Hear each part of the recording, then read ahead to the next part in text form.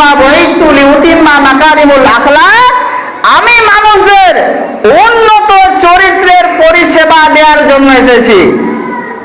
আমি মানুষের উন্নত চরিত্রের পরিষেবা দেওয়ার জন্য এসেছি। মানুষের চরিত্রের মধ্যে যেন কোনো রকমের খামতি না থাকে, সেই জন্য আমার আবির্ভাব ঘটেছে। মানুষের চরিত্র যেন খারাপ না হয়, এই জন্য আমার আবির্ভাব ঘটেছে। মানুষের চরিত্র যেন আমাকে দেখে ভালো হয়, এই জন্য মহান আল্লাহ রাব্বুল আলামিন আমাকে প্রেরণ করেছেন। কিরকম দেখুন, আল্লাহর নবী সাল্লাল্লাহু আলাইহি ওয়াসাল্লামের স্ত্রী বিবি আয়েশা, আয়েশাকে বলছেন, আম্মা জান আয়েশা, নবী সাল্লাল্লাহু আলাইহি ওয়াসাল্লামের ব্যাপারে কিছু বলবেন।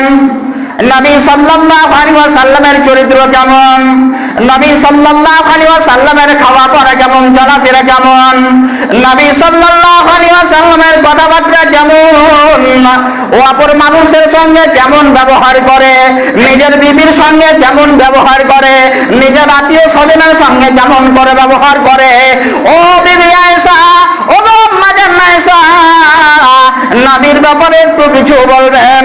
তখন আম্মা জান আয়েশা বলছেন, ও প্রশ্নকারী, যে প্রশ্ন করেছো, তোমরা কি হাদিস পড়ো নাই, তোমরা কি কোরআন পড়ো নাই, তোমরা কি হাদিস অধ্যয়ন করো নাই, তোমরা কি কোরআন মাজিদ খুলে পড়ো নাই?